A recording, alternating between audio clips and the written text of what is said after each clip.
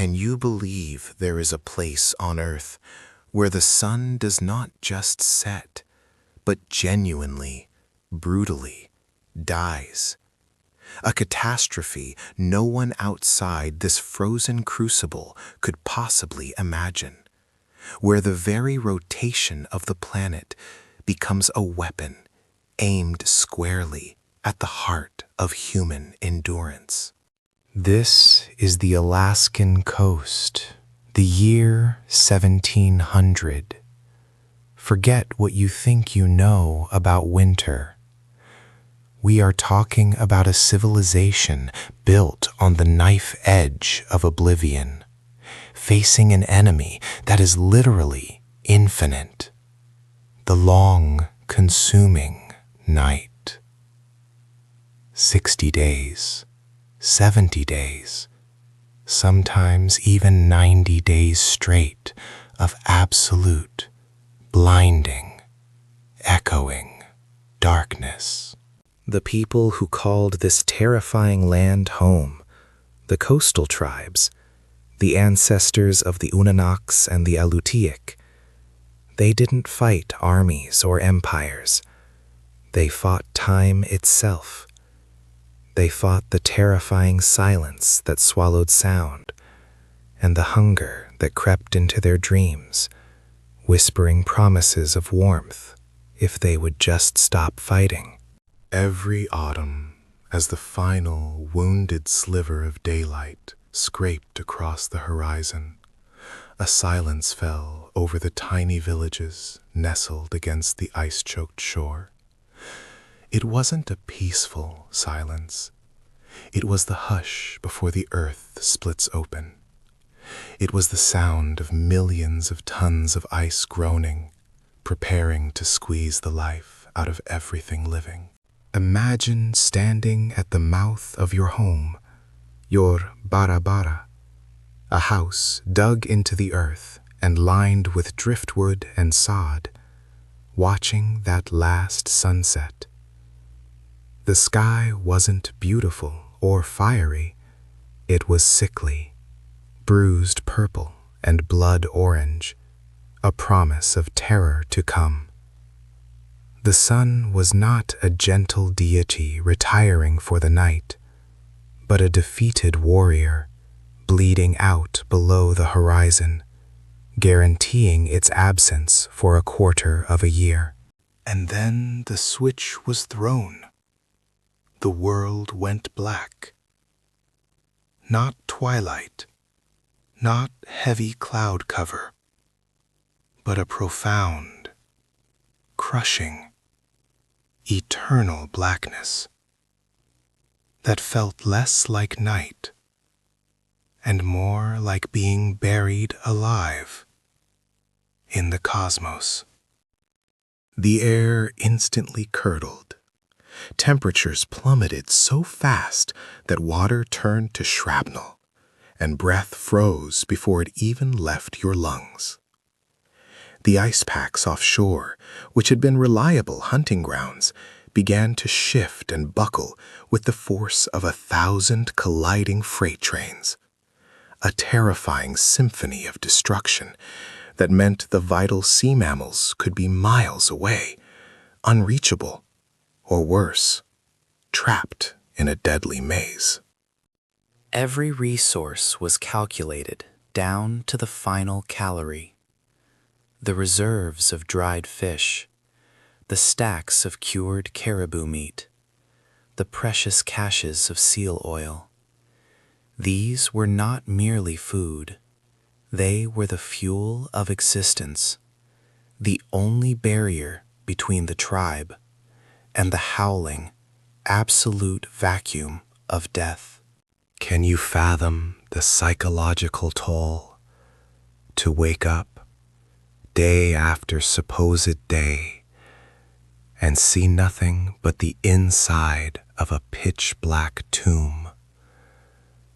The only light came from the Qualic, the shallow stone lamps filled with precious rendered blubber, a flickering, pathetic flame that cast enormous, dancing shadows, Shadows that, after weeks of sensory deprivation, started to look suspiciously like the hungry spirits the elders warned about. The shamans, the spiritual leaders, became the most important people in the village, tasked not with finding game, but with wrestling the demons that the darkness inevitably bred in the minds of the desperate. Fear was a contagion, spreading faster than the bone-chilling cold. If a hunter didn't return from a rare, desperate foray onto the cracking ice, the villagers couldn't send a search party. To step out was to enter a void where the wind was a monster, where disorientation was instant, and where even the most experienced tracker could walk 10 feet from his door and be lost forever, swallowed by the infinite black expanse. This was survival stripped down to its rawest, most terrifying form. The community had to be flawless.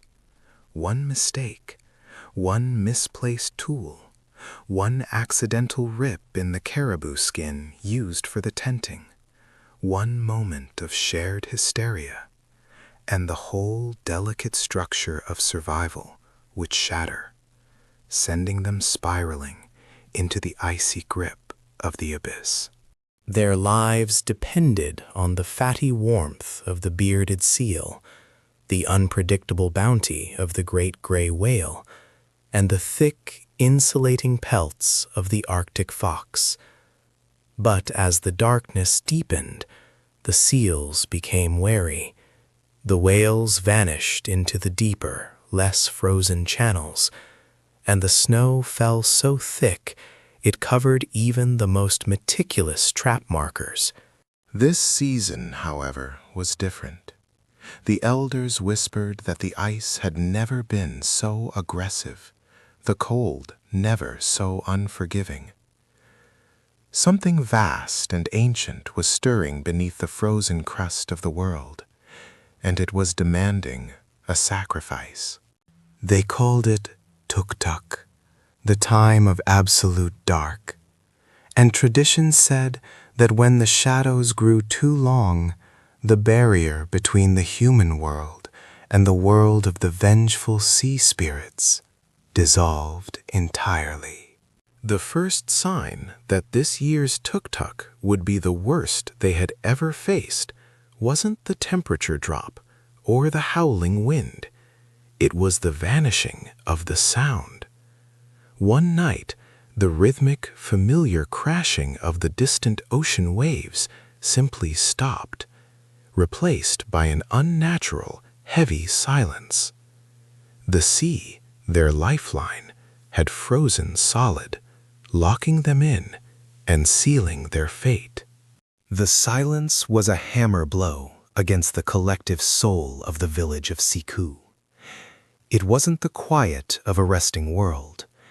It was the suffocating, absolute zero of sound, a vacuum where every whispered doubt amplified tenfold. The great rhythmic heart of the north, the tireless crashing of the water, had flatlined, replaced by a crystalline stillness that promised an eternity of death. They called this period Taryuk Nalika, the sea's sentencing, because when the water stopped singing, the spirits began to listen closely. The air grew so thin and sharp it felt like inhaling shards of obsidian, and the communal fires, usually roaring beacons against the void, now sputtered with the knowledge of dwindling wood supplies. Every elder's face was etched with the grim geometry of desperation, knowing that the easy days of scavenging the coastal fringe were brutally over, replaced by the treacherous arithmetic of calorie counting and ice thickness. This was not just winter. This was a cosmic siege, and the enemy had just cut the last supply line. The endless night was not merely the absence of light. It was a physical pressure, a black shroud pressed against the eyeballs that never lifted. They lived entirely by sound and memory, but the ice had stolen even sound, leaving them adrift in a sea of sensory deprivation. In the heavy, unearthly stillness, every crack in the communal longhouse became the shriek of a lurking demon, and every shuffling footstep in the snow was magnified into the approach of something monstrous, something inhuman. Men began to see flickers of movement at the periphery of their vision, shadows that danced where no light existed, the cruel trickery of a brain starved for stimulation and hope. Kiak, the ancient shaman, whose wisdom was usually as steady as the North Star, now sat shivering, not from cold, but from the realization that the spirits of the deep had finally found a way to bypass their protective charms through the madness of psychological warfare. They were being hunted by their own minds, driven mad by the deafening void. The winter cache, built high and strong during the frantic harvest of the short summer, was now the epicenter of their desperate universe. Every strip of dried meat, every preserved berry, was weighed against the agonizing knowledge of how many days remained. Nearly 130 sunless rotations, until the possibility of spring. The warriors, driven by the piercing hunger in their stomachs and the silent pleading in their families' eyes, knew they had to breach the siege. They had to go onto the sea, which was no longer water, but a vast, silent, treacherous floor of death, the great hunting ground of the deep-dwelling seals and whales, now shielded by meters of unforgiving black ice. This was Atik, the dark venture, a journey where the light of the distant stars was the only guide, and the ever-present threat of a sudden tidal crack, known as the Sikuliak, could swallow an entire hunting party without a moment's warning or a single desperate scream. Failure meant immediate doom. Inaction meant slow, agonizing annihilation. They prepared their nukak, harpoons, and their specialized ice axes, each tool blessed by Kiak in a frantic, low-voiced ritual designed to appease the vengeful spirit of the frozen water. These tools were not just instruments of survival. They were fragile extensions of their will against a geologic force that dwarfed their existence.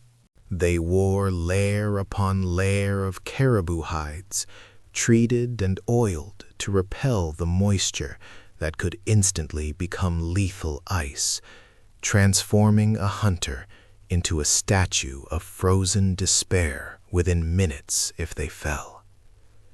Yet no amount of insulation could ward off the sheer, gut-wrenching terror of walking on what was previously bottomless, chaotic ocean.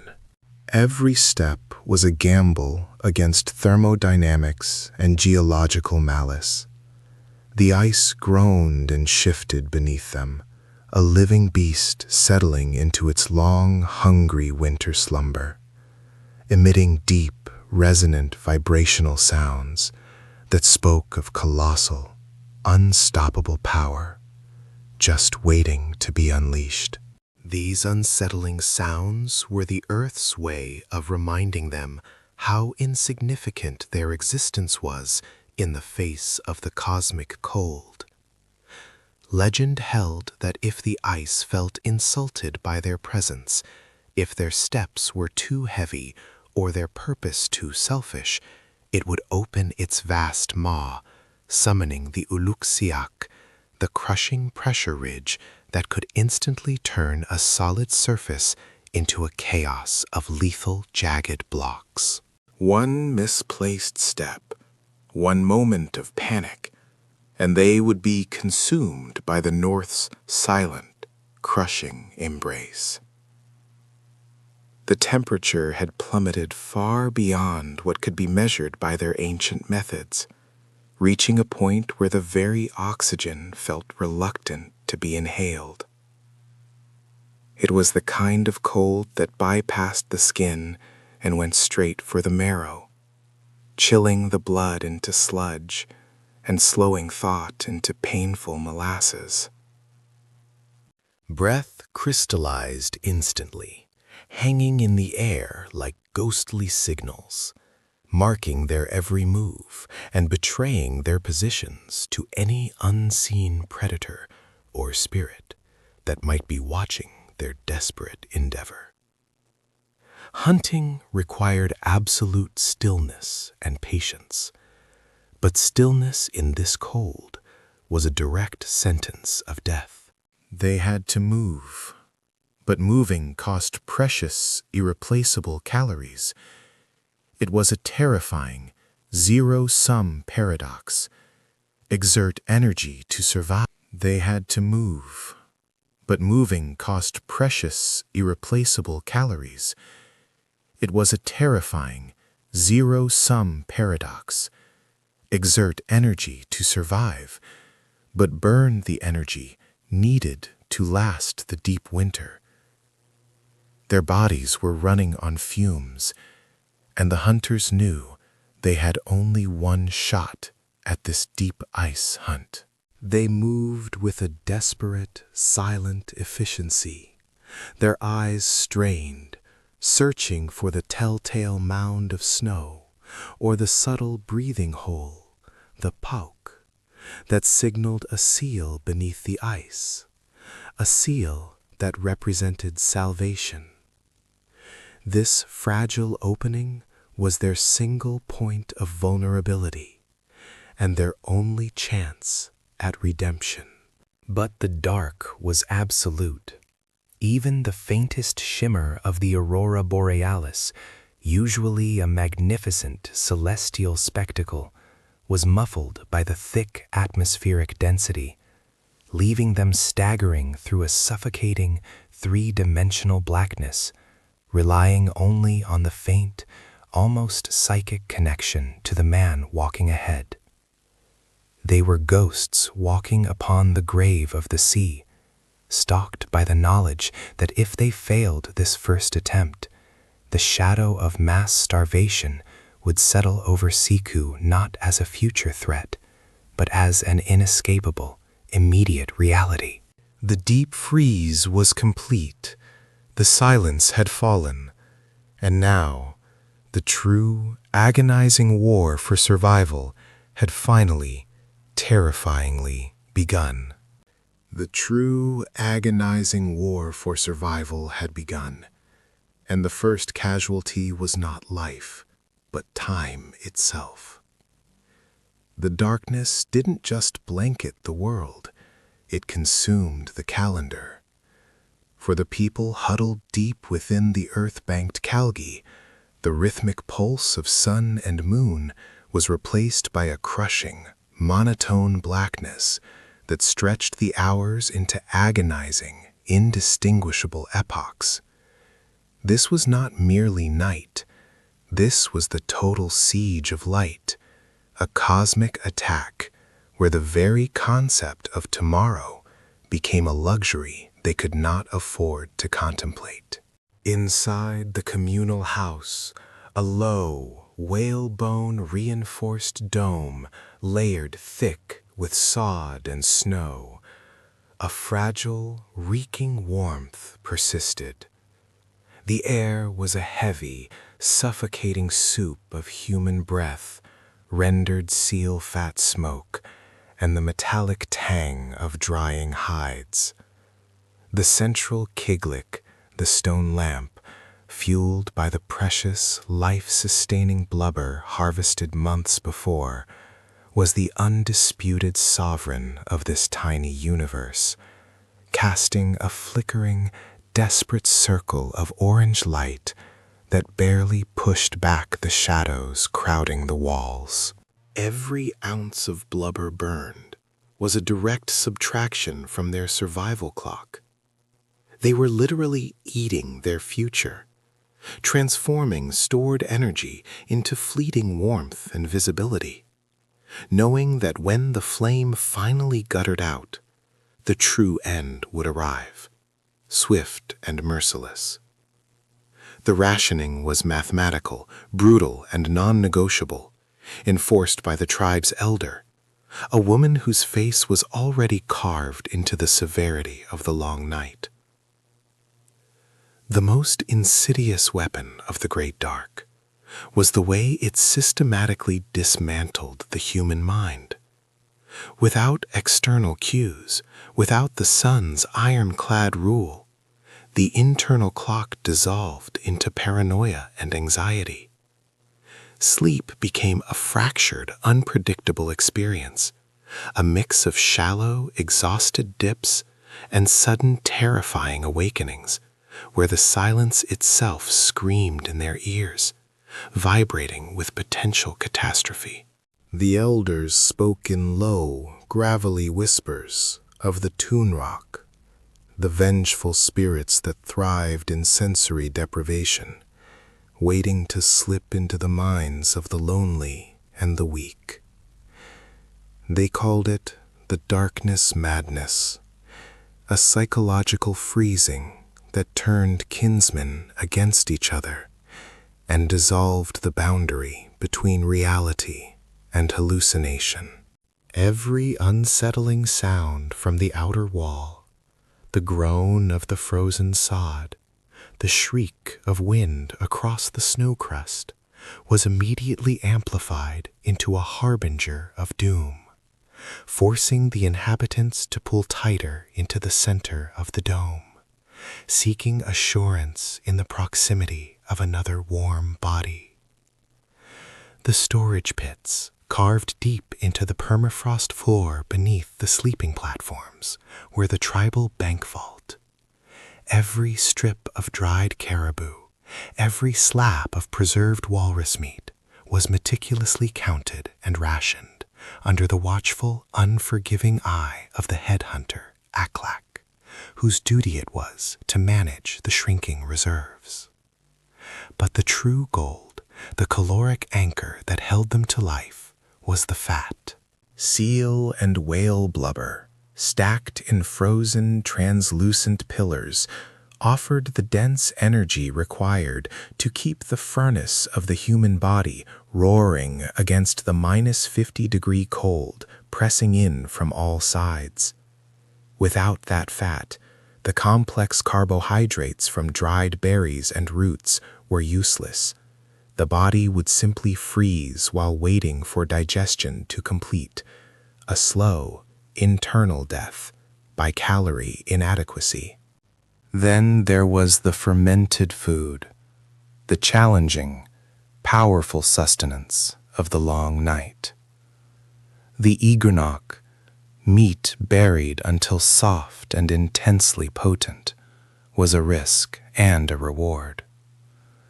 It smelled like death, tasted like pure survival, and provided the necessary microbial boost to stave off scurvy and systemic collapse. But one wrong piece meant a sudden, violent demise in the darkness. The rare excursions outside were not hunts. They were suicidal missions of reconnaissance, necessary only to confirm that the stored caches remained untouched by wolverines or bears driven mad by hunger. To step outside the Kalgi was to step off the edge of the known world, plunging into a three-dimensional void where the horizon did not exist and the ground blended seamlessly with the sky. Visibility was zero. Travel was pure instinct, guided only by the feel of the snow-packed path under the mukluks and the distant, almost mythical scent markers they had placed before the darkness fell. They navigated by a cognitive map of a land they hadn't seen in months, relying on memory that was slowly being eaten away by the total lack of input. The cold instantly attacked the exposed skin, not with a burn, but with a shocking, paralyzing numbness that promised oblivion in minutes. The hunters wrapped their faces almost completely, leaving only the tiniest slit for the eyes, knowing that even a slight exposure could mean the permanent loss of sight or flesh. One hunter, Inyuk, had ventured out 3 cycles ago, or was it 4? Nobody truly knew the count anymore. He had returned not with confirmation of the caches, but with a gaze that held the endless blackness, unable to speak, the sheer scale of the outside terror having shattered his capacity for language. He became a mute, living ghost, sitting silently near the entrance, a constant, horrifying reminder that the darkness wasn't just cold, it was devouring minds. To combat the pervasive mental erosion, the elders instituted the nightly Great Telling. Stories were not entertainment. They were necessary psychological scaffolding. They forced the occupants to focus, to use language, to remember the sun, the hunt, and the richness of the summer world that currently seemed like a fantastical, impossible legend. The stories were long, detailed, and loud, specifically designed to drown out the whispers of fear and the deafening roar of the silence. A profound act of intellectual resistance against the terrifying truth that they were trapped, suspended in a frozen, lightless vacuum, waiting for the celestial clock to eventually, maybe, tick forward again.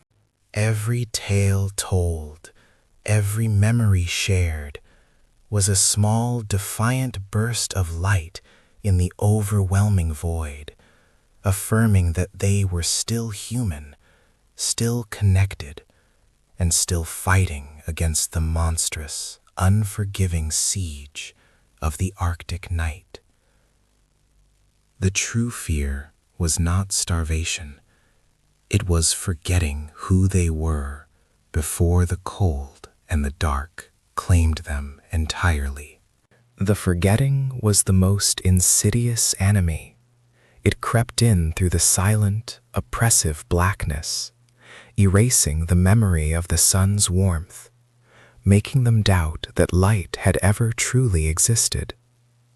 They were shadows tending to shadows, moving only by the flickering, greasy light of the Qualic lamps, bowls of rendered seal oil that demanded an awful tribute just to push back the cosmic void for a few precious feet. The oil reserves were plummeting faster than the temperature, and the grim calculus performed by the village shaman, Old K, was inescapable.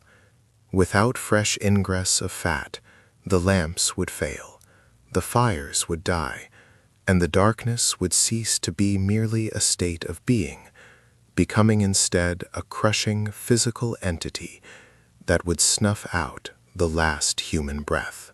Kai declared the time had come for the Tuvik, the great midnight foray. This was the hunting trip no sane man undertook, a silent pact with the vengeful spirits of the frost and the hidden monsters beneath the ice.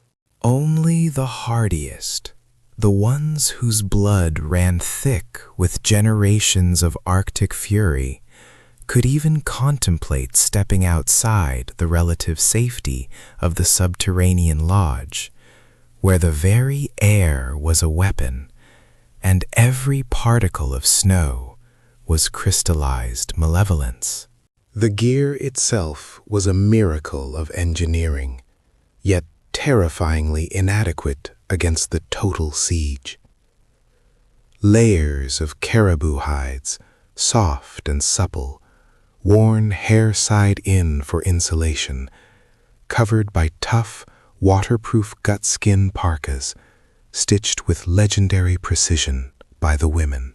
Mittens so heavy they felt like lead weights, made of polar bear paw fur, were clutched tightly over ancient carved tools, harpoons tipped with sharpened walrus ivory, and the life-saving ulu knives.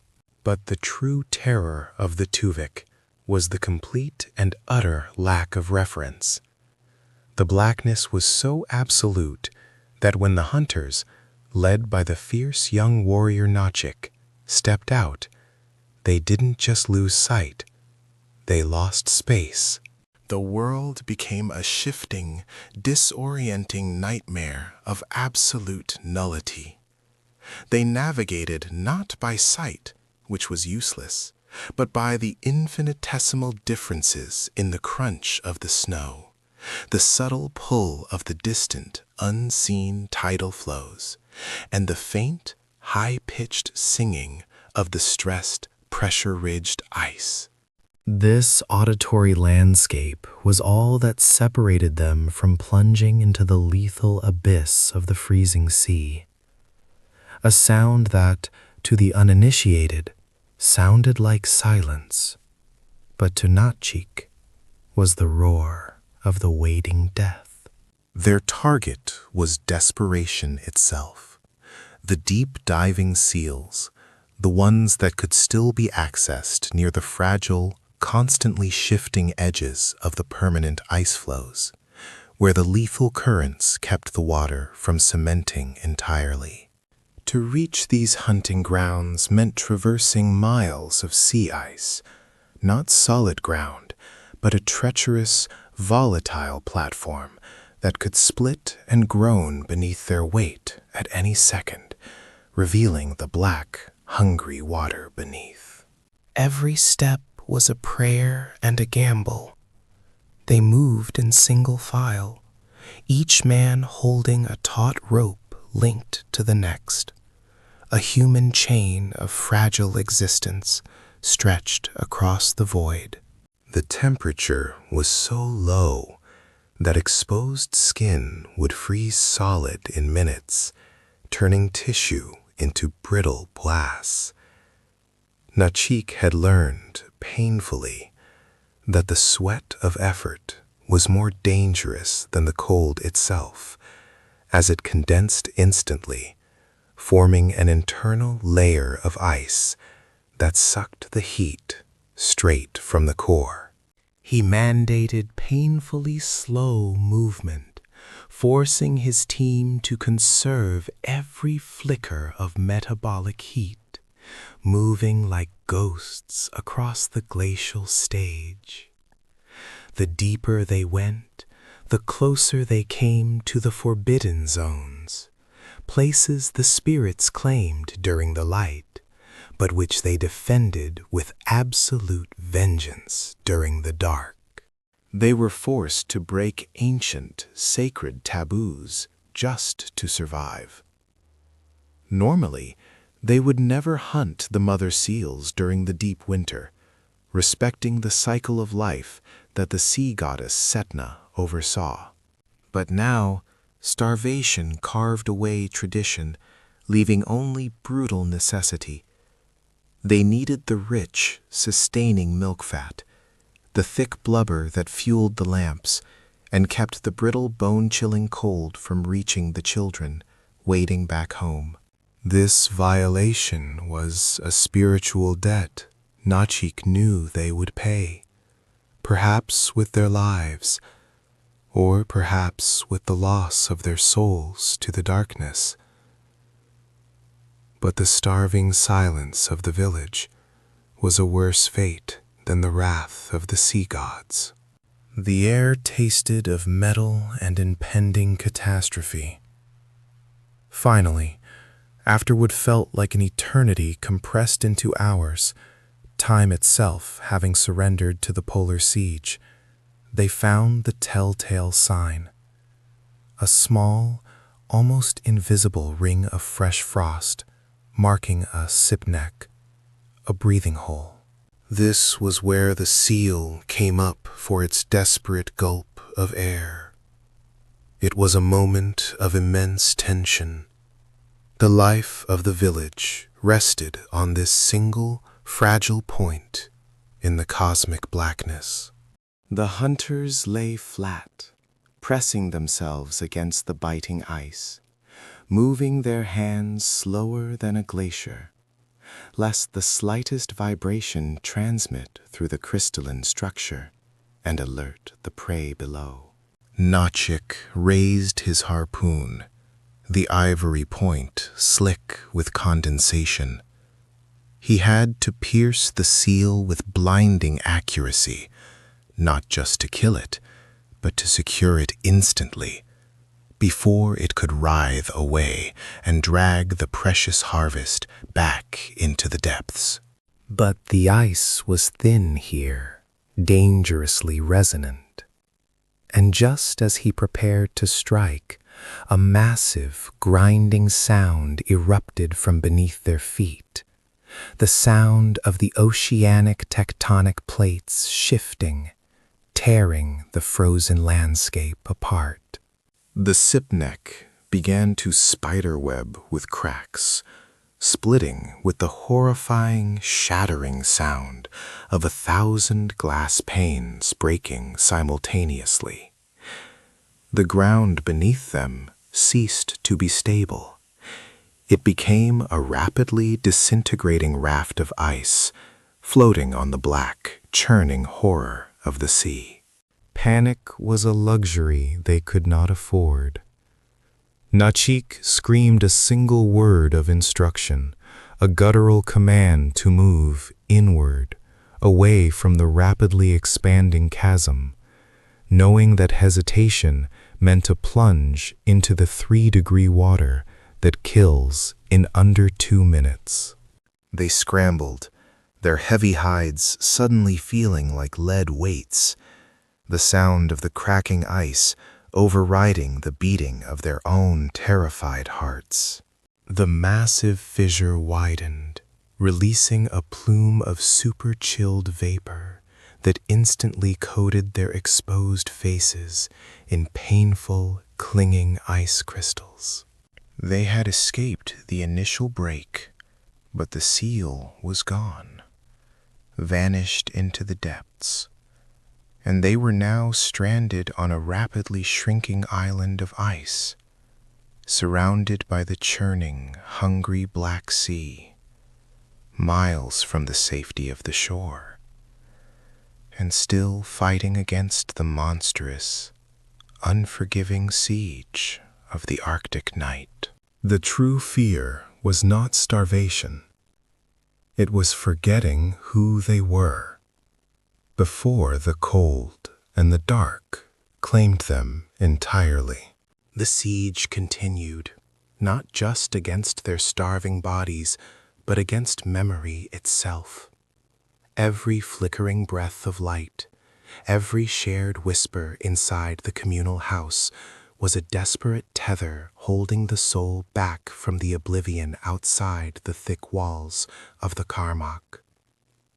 The great night had stretched beyond measure, dissolving the moons and stars into a single, seamless blanket of black velvet that pressed down on the earth like the lid of a cosmic sarcophagus.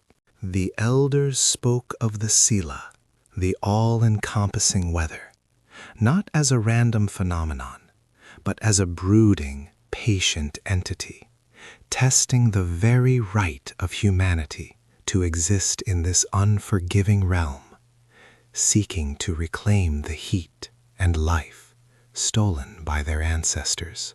Their most precious resource was now nearing the point of no return, the sacred seal oil, the liquid sun that fed the Kulik lamps. This wasn't merely fuel, It was the essential psychological barrier against the total, suffocating darkness that threatened to consume their eyes and minds completely.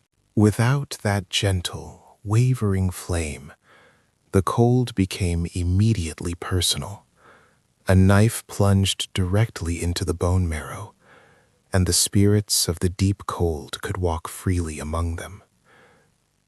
Shamanic warnings had long decreed the absolute taboo on wasting even a single drop, lest the Sea Mother, Sasuma Arna, withdraw her favor entirely and seal the ocean solid forever, trapping all life beneath the impenetrable ice ceiling. Every family hoard was meticulously measured, the slick, dark blubber now resembling priceless gold bars guarded in the deep storage pits carved into the frozen ground beneath the floorboards.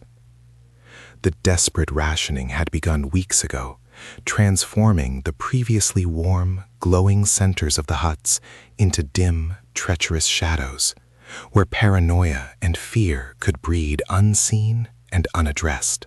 The external world, the vast expanse outside the walls, was a mausoleum of silence. The wind, usually a roaring, chaotic presence, had died down in the absolute deep cold, leaving behind an oppressive, sound-swallowing stillness that defied the natural order of the world. This absolute vacuum of sound was perhaps the most damaging psychological weapon of the polar siege. They listened not for comforting noises, but for the agonizing absence of them, and in that void, the mind began to invent terrors from the past and the future. The young hunter, Kaik, swore he could hear the sound of the ice growing, a subterranean, grinding groan that promised the crushing, final end of the world and their community's fragile existence. Others heard whispers carried on non-existent drafts, spectral voices of those lost to previous winters, calling them out into the black void. Sleep was no refuge. It was merely a temporary surrender to the deeper darkness inside the skull, where nightmares of starvation and eternal freezing played out in silent, terrifying loops. The scarcity of meat and the dangerous drop in fat reserves demanded an immediate, desperate sacrifice. The stored dried caribou was brittle, providing little heat, and the children were beginning to exhibit the hollow-eyed look of true depletion, their small bodies wasting away despite the constant, careful watch of their mothers. A patrol, a deadly scout mission into the frozen realm, had to be initiated before mass sickness took hold. This was not hunting. This was a reckless duel with the impossible. To step outside the Karmak was to leave the known universe, carrying only the small, fragile light of a handheld lantern, a beacon easily extinguished by a sudden gust, or a fatal slip into a hidden crevasse. Elder Igluak, whose skin was like dried parchment mapped with the scars of 100 unforgiving winters, chose the 3 strongest men, their faces etched with grim, fatalistic acceptance. Their task, find the breathing hole of a seal, an aglu, hidden beneath feet of new snow and perpetual, sightless night.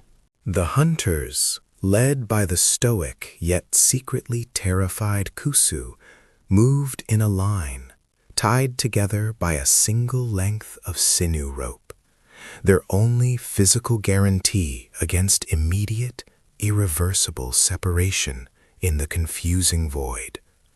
Their snowshoes crunched softly on the frozen crust, a sound that felt deafeningly loud in the absolute stillness that surrounded them, violating the silence.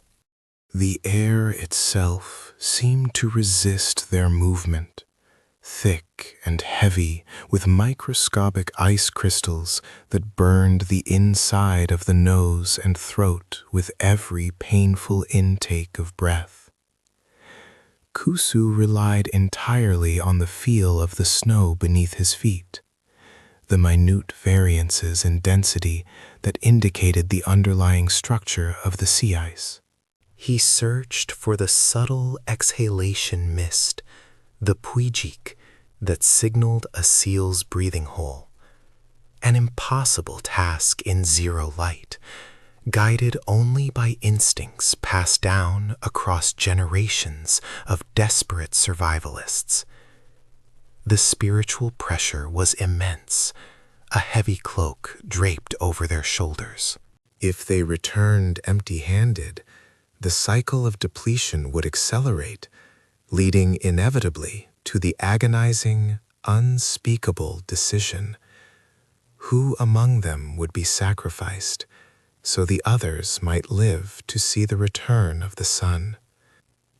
That horrific possibility haunted Kusu's every step, heavier than the ice axe he swung to test the snow's depth. Before they departed into the zero-visibility void, the ritual was performed, a prayer not for success, but for a swift, honorable passing if the darkness should claim them. They smeared charcoal mixed with seal blood beneath their eyes, warding off the spirit of disorientation that caused men to walk in maddening circles until they simply lay down to freeze and become monuments to the cold. Hours bled into the endless night. The cold began its insidious work, not just stinging the skin, but creeping into the muscles, dulling the mind, convincing them that stopping, just for a moment, was the only reasonable path. This was the Arctic's ultimate, deadly seduction, the promise of painless oblivion, the peaceful sleep they longed for. They pressed on, their internal clocks long shattered by the lack of light, moving purely on the momentum of existential desperation. The lack of stars meant they were truly lost in the cosmic sense, navigating not by celestial markers, but by the remembered contours of a shoreline they could not physically see or feel. As the heavy hide door scraped shut behind them, the sound echoed inside the communal dwelling like the final sealing of a vault. The people waited, suspended in a state of absolute dread. The Kwalik lamp's flame shrinking infinitesimally with every terrifying moment of silence that passed. Every sound now was magnified, a cough, the shifting of a sleeping child, the crackle of the shrinking fire, each sound a drumbeat counting down to either rescue or total annihilation. The darkness outside waited, patient, limitless, and absolutely ready to claim its due. The darkness outside had ceased being a passive threat. It was now an active, malevolent entity pressing against the fragile walls of the Kaskik, attempting to crush the very air from their lungs and steal the remaining warmth from their bones. The crackle of the shrinking fire, that defiant sound which had anchored their sanity, was growing softer, swallowed by the deafening silence of the polar void, leaving the residents in a state of hypervigilance so intense it bordered on shared hallucination. They weren't just surviving the cold. They were fighting a sensory war, an existential battle against the total lack of input that threatened to unravel the delicate tapestry of their collective minds. Survival was no longer measured in hunts or calories, but in the flicker of the kudlik, the soapstone lamp, fueled by the rapidly dwindling precious cache of rendered seal blubber. This faint, jaundiced glow was their only connection to the concept of light, a minuscule, sacred sun burning against the infinite black universe, pressing against the smoky, translucent seal gut window pane. Every drop of oil was a heartbreaking choice. Burn it for light, or save it as fuel to cook the next pitifully small meal of frozen meat, the decision resting heavily upon the shoulders of the village leader, Anik. Anik's face, etched deep by the unrelenting anxiety of the past months, was a roadmap of scarcity.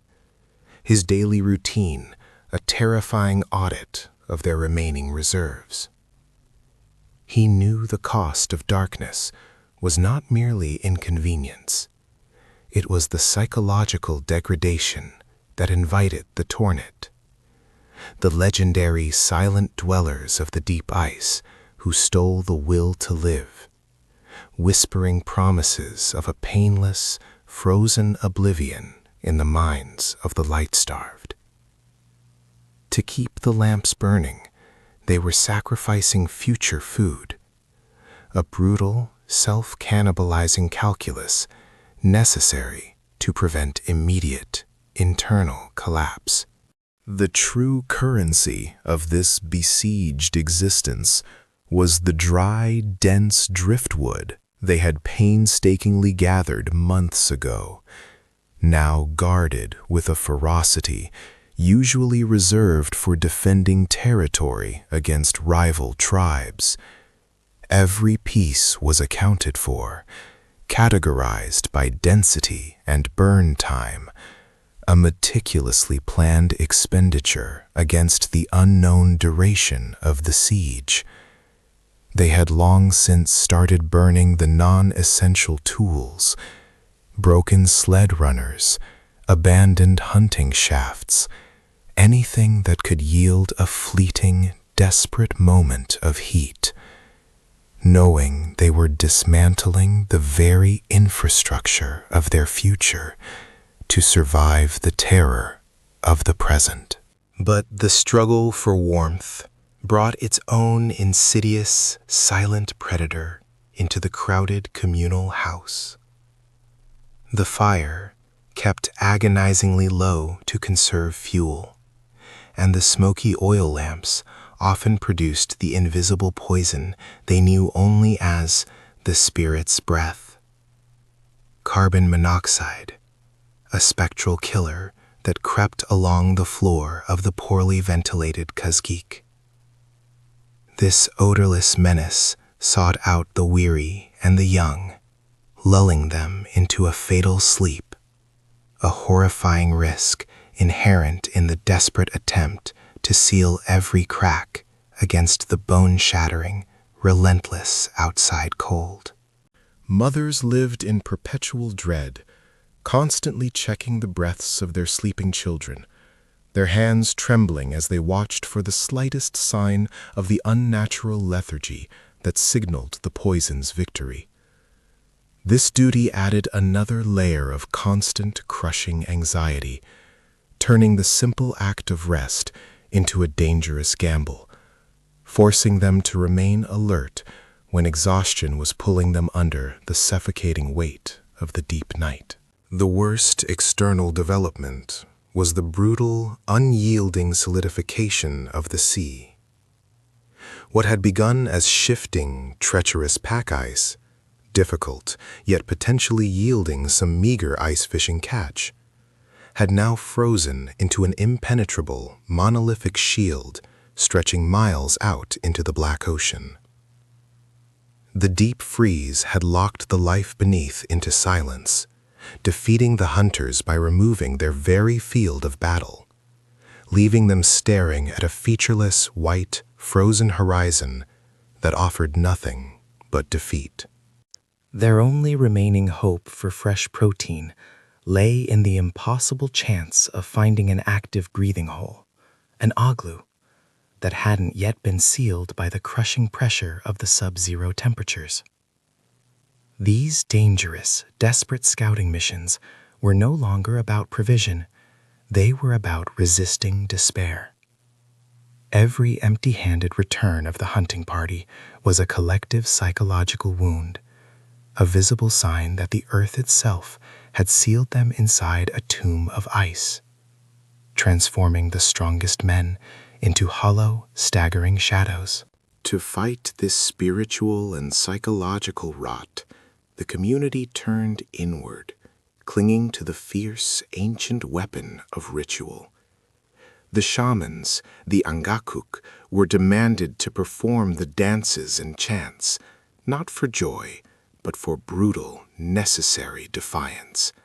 Their rhythmic stomping shaking the very floor of the kaskik, a furious, human refusal to surrender to the elemental siege. They needed the noise, the vibration, the undeniable proof that their bodies still held strength and their hearts still beat with a furious, defiant rhythm.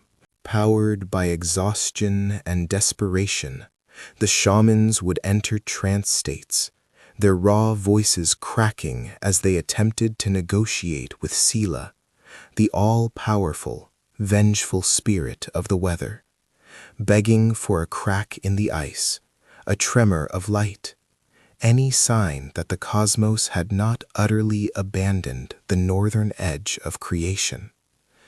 The chants were a lifeline, a cord of sound tethering their sanity to reality.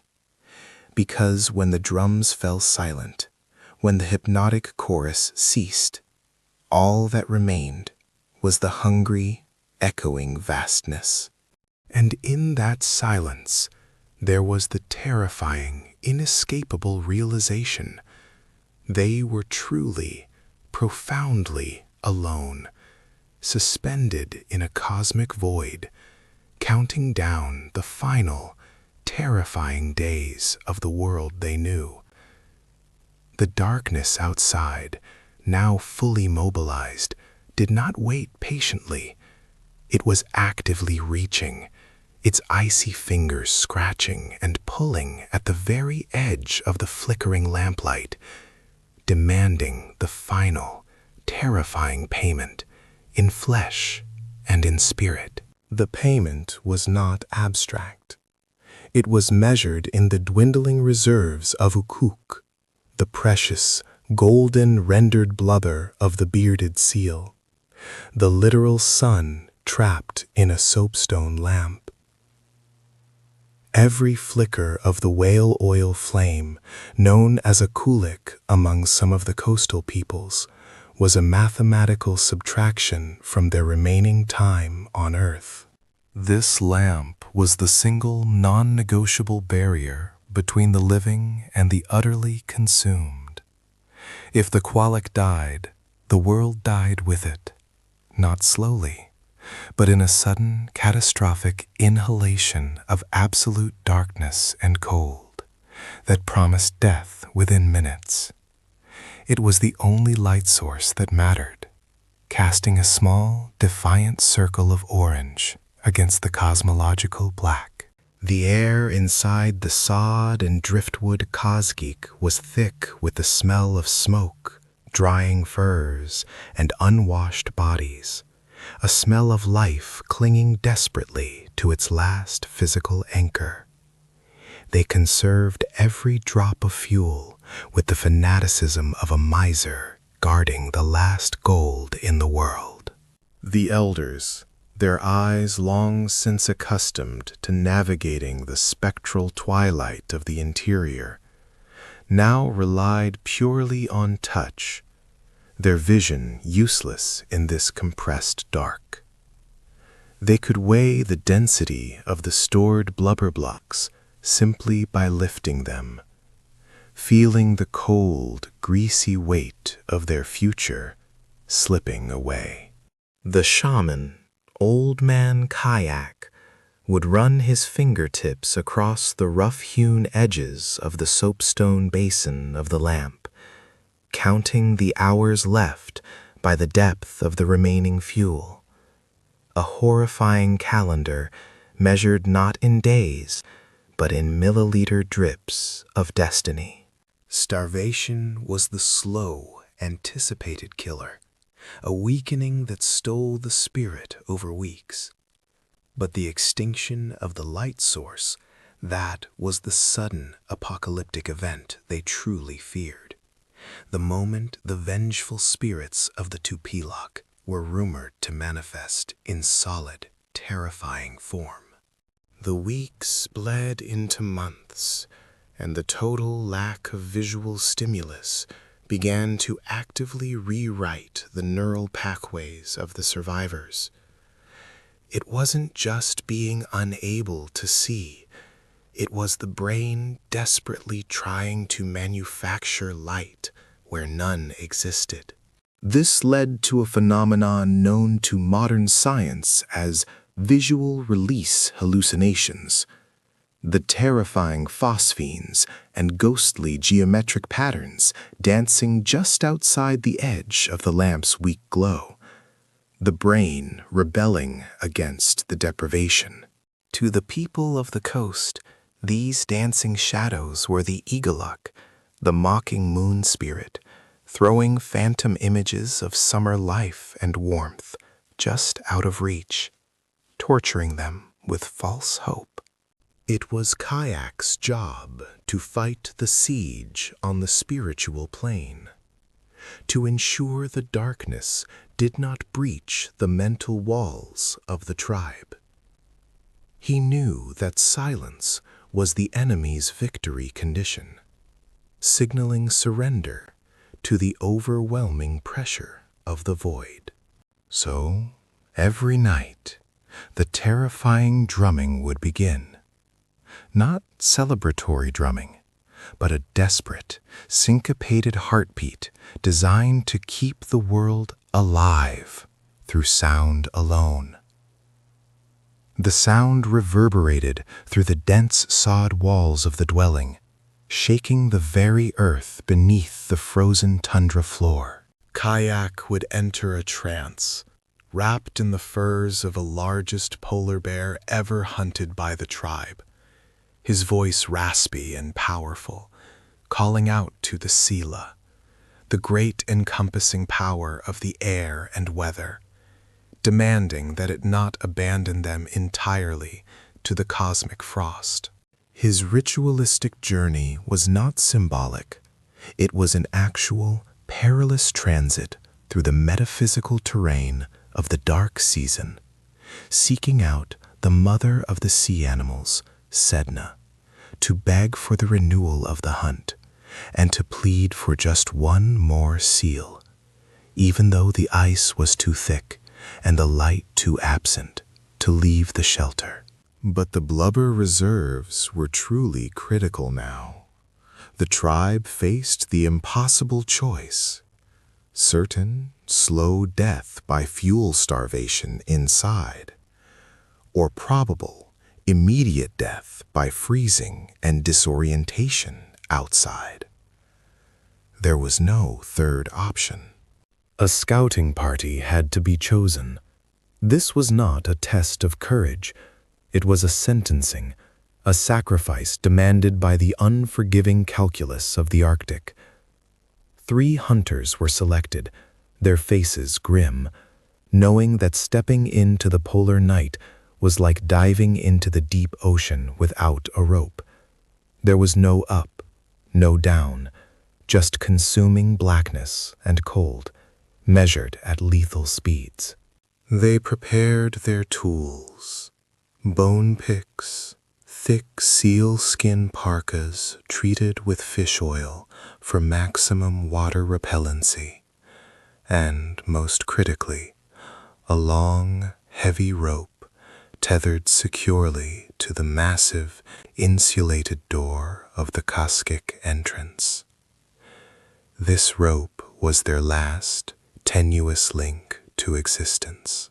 The moment the door was pushed aside, the sound was deafening. The wind, which had been muffled to a menacing whisper, roared like a living beast, instantly extinguishing all but the deepest, most desperate spark of hope in their hearts. The air was not merely cold. It was a physical weapon, instantly seizing the moisture from their lungs. Breathing became a painful, shallow exercise. Visibility was zero. Not even the faint, shimmering light of the high stars could penetrate the low, dense layer of moisture-laden air, stirred up by the relentless coastal gale. They moved by muscle memory and by the tightening tension of the rope, each step agonizingly slow, calculated to avoid the invisible, treacherous pressure ridges and cracks in the sea ice that waited to swallow them whole without a sound. Their task: retrieve the emergency cache of frozen salmon, located only 20 paces away. 20 paces that felt like an entire world away in the utter, crushing void. The shaman kayak stood at the entrance, his chant rising in intensity, not to protect them from the cold, but to keep the rope safe, ensuring the terrible darkness did not magically sever their only connection to the living world, leaving them to drift into the eternal, silent frost. Every minute outside was a century of biological debt owed to the Arctic, and the night, massive and patient, did not forget a single payment. It was waiting, heavy, immense, and infinitely black, for the sound of the rope snapping tight, signaling the final, catastrophic loss of the last 3 souls. The rope did not snap with a gentle thwack. It detonated. The sound, muffled by the relentless, suffocating blanket of the polar atmosphere, still managed to pierce the thick, calcified silence that had grown inside the hut like a hostile tumor. It was a crack, sharp and absolute, ripping through the only thing holding them tethered to the promise of tomorrow. The last of the whalebone grappling lines, used to secure their meager reserve of cached seal blubber against the scavenging ghost bears of the tundra. This wasn't just a loss of food. This was the final, irreversible calculation of doom. The blubber, the irreplaceable grease that fueled their oil lamps, the only source of flickering, desperate light that kept the spectral, wandering shadows at bay, was now rolling freely into the absolute, consuming void beyond the reinforced driftwood door. 3 men, old Atka, the young hunter Kalik, and the silent elder Nunami, were the last sentinels standing watch, and in that horrifying instant, they knew the payment had finally been collected. The darkness here was not merely the absence of light. It was an aggressive, sentient entity that fed on sound and warmth. After weeks submerged beneath the astronomical catastrophe of the high-latitude winter, the very concept of sight had become a forgotten legend, a ridiculous tale told in a warm, previous life. Their eyes, wide and useless, ceased attempting to process visual data, turning instead into hollow, pain-filled wells that registered only the internal hallucinations sparked by severe malnutrition and crippling fear. They called it Akiklok, the wandering shadow sickness. It was insidious, beginning with the loss of taste, making the salted fish jerky taste like grit and ash, stripping the final pleasure from survival. Then came the whispers, not external, but generated deep within the cranial vault, suggesting impossible exits, offering easy, tempting surrender to the sweet, painless embrace of the ice. It was the absolute, crushing belief that the spirits of the drowned sailors, frozen solid in the deep ice, were entering the dwelling through the smoke hole, inhaling the very breath from their chests, stealing the oxygen that belonged to the living.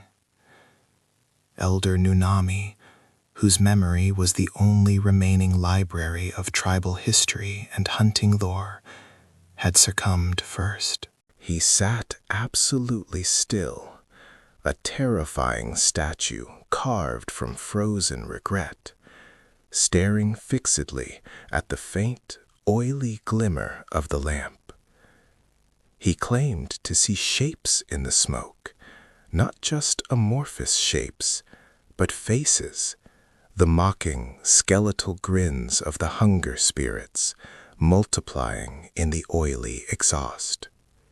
He had stopped speaking 3 days ago, conserving his breath, believing that every word spoken was a calorie irrevocably wasted, a debt instantly owed to the vengeful night. Colic, however, still fought the terrifying inertia. Colic was the furnace of their failing hope, fueled only by the desperate, terrifying memory of his mother's face, which he struggled desperately to recall before the long night erased even her sacred image from his mind. He knew that without that blubber, the lamp would sputter and die within the hour, and when the lamp died, the akikluk would cease to be a sickness. It would become a final, physical occupation, a surrender of the soul. He grabbed the splintered end of the broken grappling line, his fingers already numb, useless clubs wrapped in frozen skin. Stepping outside was suicide, a negotiation with the impossible physics of 70 below zero.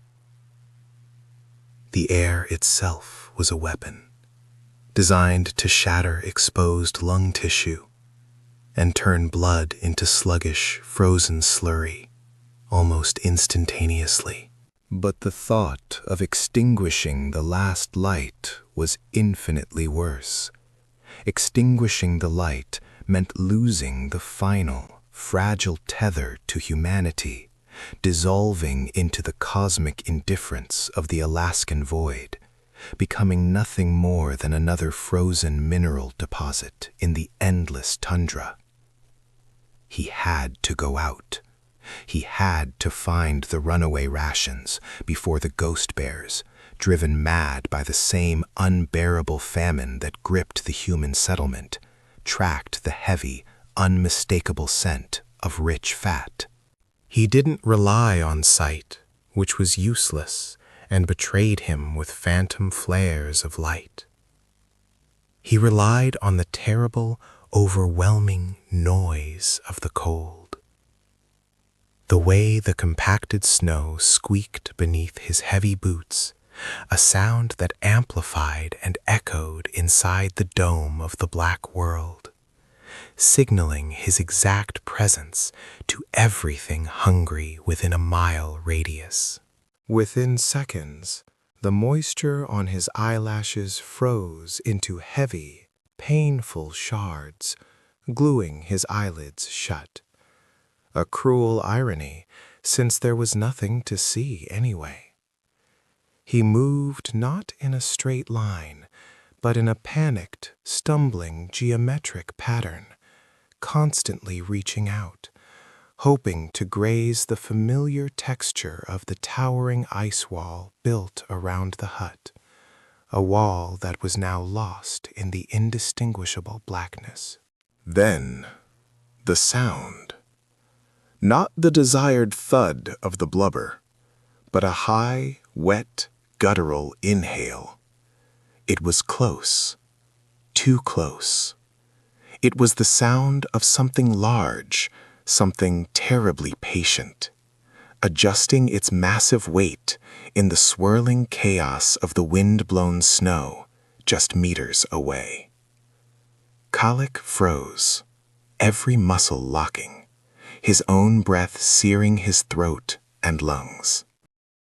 He knew the difference between the wind's manic howl and the calculated, steady breathing of a creature that knew the polar night better than any human, a creature that owned the polar night. The scent of raw meat, dense and metallic, suddenly assaulted his nostrils, cutting through the general stench of starvation and smoke like a physical blow. He dropped the useless length of broken rope, pulling the sharpened walrus ivory spear from his back sheath. He could not see the predator. He could only hear the calculated, slow shift of its immense weight, the subtle cracking of the ice beneath its massive paws. He knew the folklore. The ghost bear was the vengeful spirit of the tundra, specifically sent by the Skyfather to punish those who hoard warmth and light. This was not a simple hunt. This was a sentence being delivered, a final reckoning for daring to survive this long. Colic didn't scream. He didn't run. He thrust the spear blindly into the roaring dark, betting his entire existence on the slim, agonizing chance that the apex predator of the Arctic was standing exactly where the metallic smell was strongest. The sound of the impact was immediately swallowed by the cold, but Colic felt the terrible, solid resistance of bone and muscle, a resistance that instantly confirmed the life or death gamble had just been taken.